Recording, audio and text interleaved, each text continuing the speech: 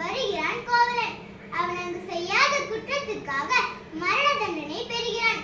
ஆராயாமல் தீர்ப்பு அளித்ததாக அரசர் மீது குற்றம் சாட்டும் கண்ணகி தனது கார் சிலம்பை கொண்டு தனது கணவன் கள்வன் அல்லன் என்பதை உணர்த்துகிறார். அரசருக்கும் கண்ணகிக்கும் நடக்கும் உரையாடலே இங்கு பாடமாக அமைந்துள்ளது. உன் நரசரிடம் நீதி கேட்டு வந்திருக்கிறேன், போய் உன் நரசரிடம் சொல்லு.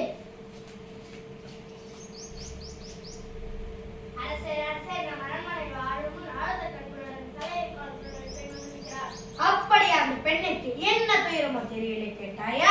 கேட்டேன் மன்னவா, அதை பற்றி உங்களிடம் நான் கூற வேண்டும் என்று சொல்கிறார். அவள் உங்களிடம் நீதி கேட்டு வந்திருக்கிறார் தெரிகிறது. சரி, அந்த பெண்ணை உள்ள அனுப்பு. ஆன்றர்களும் சான்றர்களும் நிறைந்திருக்கும் அவையிலே நடுநாடகமாய் மன்னர் வீட்டிற்கு அரசவைக்குள் நுழைகிறாள் கண்ணகி.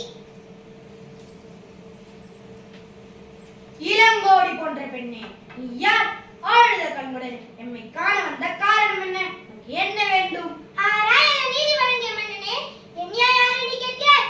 சொல்கிறேன் கேள். உலகம் எவ்வண்ணம் ஒரு புறாவுக்காக தன்னுடைய ஏதன சிவிமனனை பற்றி நீ அறிவாயா? பால் போற்று பசுவை மக்கள் தெய்வமென வணங்க பசுவின் கன்றை தேர்காலால் இட்டுக் கொண்டு தன் மகனையும் அதே தேர்காலால் இட்டுக் கொண்டாடி மனு நீதி சொல்ல அவனை பற்றி நீ அறிவாயா? பெண்ணே, நான் கேட்ட வினாவுக்கு இன்னும் நீ விடை குறையது. அதை விட்டு விட்டு நீ வேலையை கூறிக்கொண்டிருக்கிறாய்.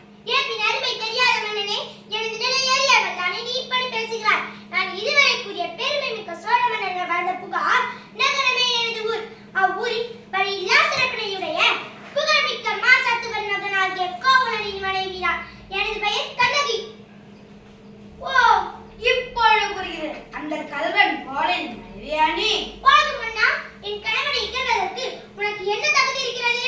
ஊழ்வினை பயனால் உன் ஊருக்கு வந்து என் கால் சிலம்பி விற்க வந்த என் கணவனை அநியாயமாக கொண்டு விட்டாயே, நீ செய்தது தகுமா? பெண்ணே, போதும் நிறுத்து. கல்வனை கொல்வது கொடுங்கோல் என்று அது ஏற்புடையது அறநெறியும்